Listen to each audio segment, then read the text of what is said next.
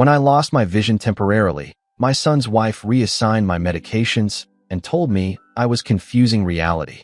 She whispered that I was a nuisance and started locking the fridge. One night, I overheard her on the phone making plans for my transfer. But she didn't know I had already spoken to someone. I never thought I'd end up like this.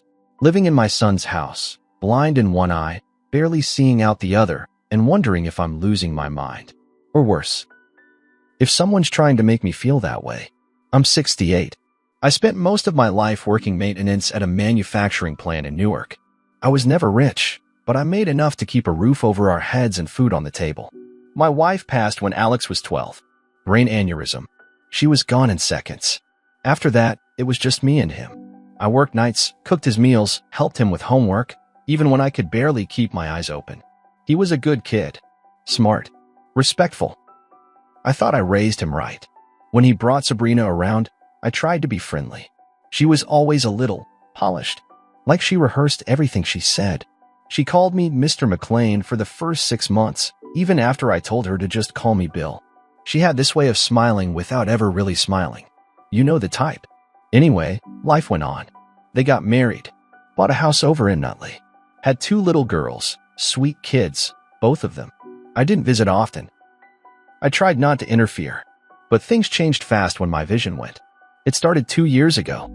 I'd wake up and see fog instead of faces. I thought maybe it was just old age or bad sleep, but it kept getting worse. Turns out, I have something called optic neuropathy. My left eye went out first. Right eye's at maybe 20% now on a good day. I can still get around if I memorize the space, but unfamiliar rooms are a nightmare. I couldn't drive, couldn't shop for groceries, couldn't cook. The loneliness started to feel dangerous. Alex offered to let me move in. I hesitated, but I didn't have many choices. "I want you here, Dad," he said. "Let us take care of you for once." I moved into their guest room. At first, Sabrina played the part. She made me tea, set out towels, helped me organize my things. But the act didn't last long. She started with the pills. I've taken the same meds for years: lisinopril, atorvastatin, gabapentin. I had a system. She decided to change it. "You were mixing things up," she told me one morning, placing a new pill organizer in my hand. I fixed the doses. I knew something was off. My body felt different, sluggish, dizzy. When I asked if she'd switched brands or changed anything, she got defensive. "You're just confused," she said, slow and deliberate, like she was talking to a child. "Maybe write things down if you can't remember." Then she started locking the fridge. An actual padlock on the damn fridge. "We can't have you leaving it open. The kids could get sick," she said.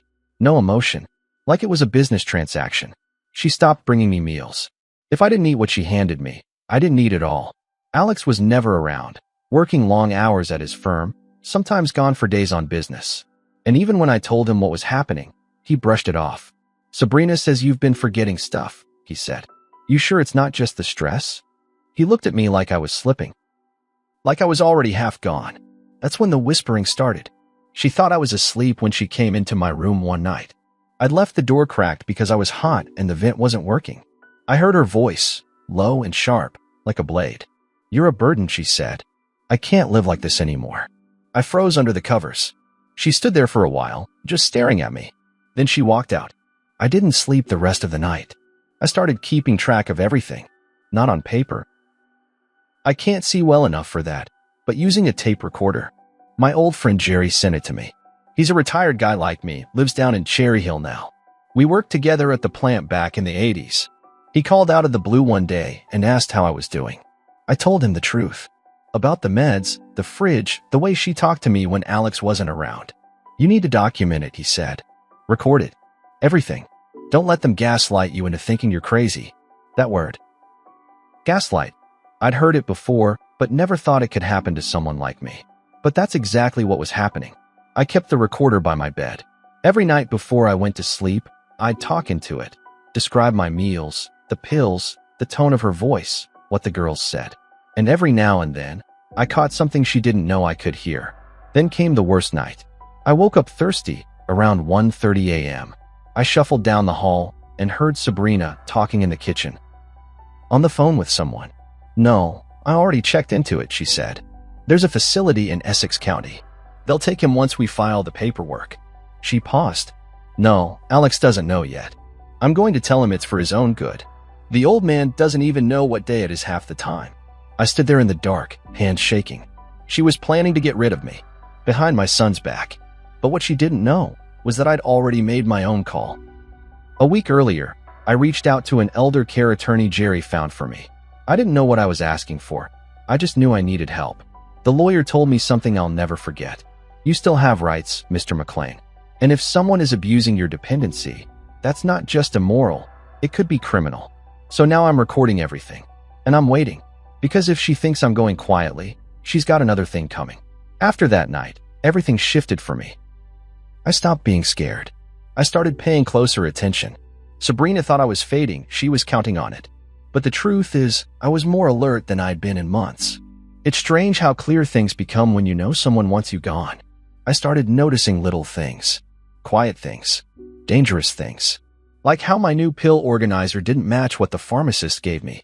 One morning I accidentally dropped Tuesday's compartment, and when I picked it up, feeling the shapes with my fingers, I realized one of the capsules wasn't mine. It was too small. Too smooth. I asked her about it. Maybe your memory's going, she snapped, voice sharp for the first time in front of the kids. You've asked me the same thing 3 times. That was a lie. And I knew it. I told Jerry about it. He said what I was thinking but didn't want to admit. You don't know what she's putting in those pills, Bill. She could be sedating you. Or worse. That night, I emptied the organizer into a plastic bag and hid it under my mattress. I went back to the pharmacy the next day with Jerry's help. Had them print out my refill records. And sure enough, they showed something off, an antipsychotic I'd never been prescribed. Sabrina had slipped it in. Maybe to make me seem unstable. Maybe to actually make me unstable. The lawyer told me to hold onto the records. He also told me to stop using the house phone. They could be tracking who you call. So I used Jerry's phone from his car outside whenever we needed to talk. Meanwhile, Sabrina was getting bolder. She started locking me in the guest room at night. Quietly, with a sliding latch on the outside of the door. I didn't even notice it at first until I tried to get a glass of water one night and the door wouldn't open. I sat there in the dark, completely calm, and waited. The next morning, I didn't say a word. I just checked the top edge of the door when she left for errands. Sure enough, tiny scrape marks on the frame. She was locking me in like a dog. I brought it up to Alex. Dad, are you serious? He asked, looking at me like I was someone else. That sounds extreme. You sure you're not just? I cut him off. She's locking your father in a bedroom at night, and your first instinct is to question me? He looked down, didn't answer. That silence said everything. She had him wrapped up so tight, he didn't know which way was up. That weekend, I recorded her again. She came into my room when Alex was out, late at night. You're a ghost in this house, she said under her breath. And soon, you'll be someone else's problem. The microphone on the recorder caught every word. That tape went straight to the lawyer. But the final straw was something I still can't say out loud without shaking. One afternoon, I was in the living room while the girls were at a friend's house. Sabrina didn't know I was there. I'd fallen asleep in the recliner with a blanket over me. She was on the phone again. I talked to the administrator.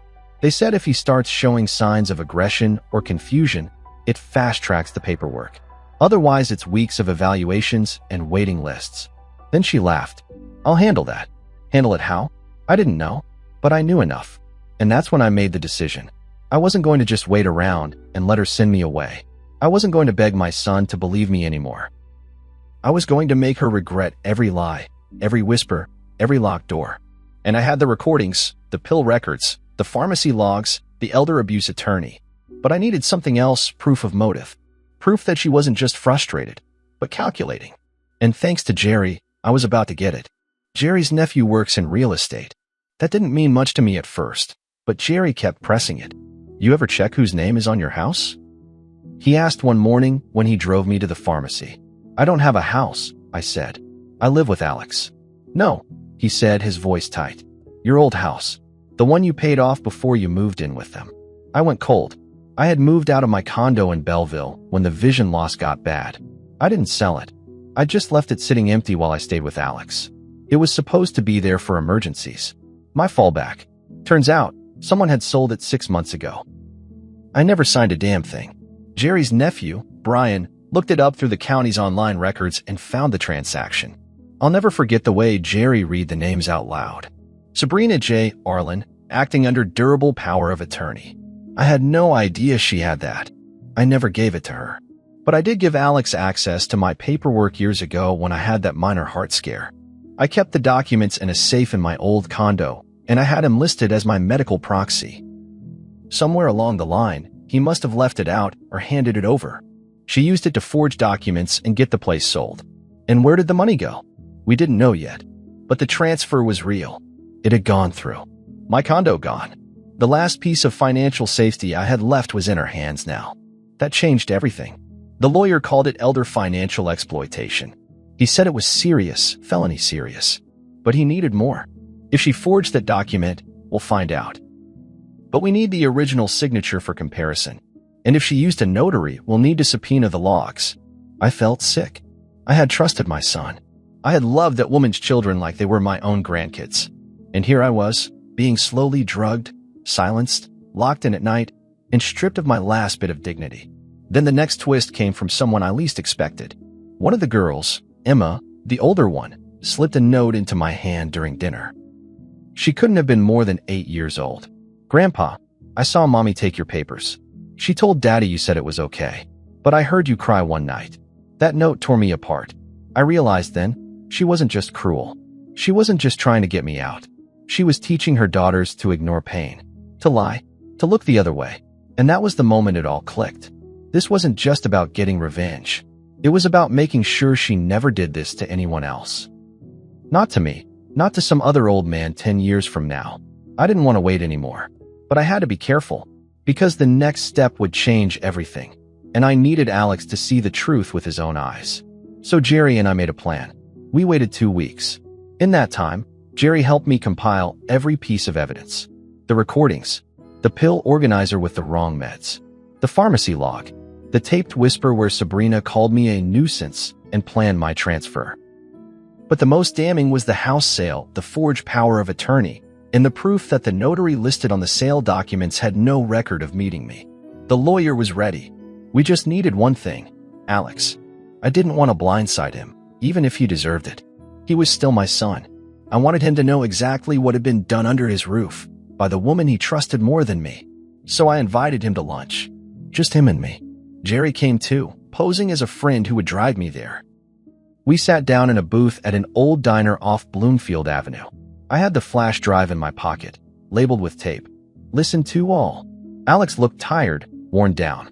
I wondered how much of that was Sabrina, and how much of it was guilt he wasn't ready to admit. I slid the drive across the table. What's this? He asked. Everything I've been trying to tell you, I said. But this time, I want you to hear it for yourself. All of it. In your car. Alone. Before you say a word back to me. He didn't want to take it. His fingers hovered over it like it was something dirty. I don't need. You do, I said. Because if you don't, the next person you hear this from will be my attorney. And it'll be in court. That got his attention. He left without finishing his sandwich. Jerry and I watched from the window as he sat in his car for over an hour. I could see his head in his hands. 2 nights later, Sabrina came home to find Alex packing her things. He'd listened to everything. He'd called the pharmacy, checked the logs, called the notary office, and found out what we already knew. The documents were fakes. Her name was on the sale transfer, and the account where the money landed? A private account under her maiden name. She'd sold my home out from under me and pocketed over $230,000. She screamed, cried, tried to say I manipulated him, that I was confused. But Alex wasn't buying it anymore. I heard you, he told her. I heard what you said to him, to my father. When she realized it wasn't going to work, she turned cold. You're going to throw me out because of him? After everything I've done for this family. He didn't yell. He didn't need to. I already talked to the lawyer, he said. You'll hear from them next week. She left that night with a suitcase and a hollow threat about fighting for the house. She didn't get it. The lawyer filed civil charges for elder abuse and financial fraud. The forged power of attorney alone carried serious weight. She ended up settling to avoid jail time, but she had to return nearly every penny from the condo sale, plus cover attorney fees. She lost custody of the kids temporarily, pending a family court evaluation. Turns out, locking a blind man in a room and sedating him doesn't sit well with Child Protective Services either. I didn't want to hurt the girls, but I wanted them safe. And I wanted them to grow up knowing that silence has consequences. Alex begged me to stay. Said he'd never forgive himself.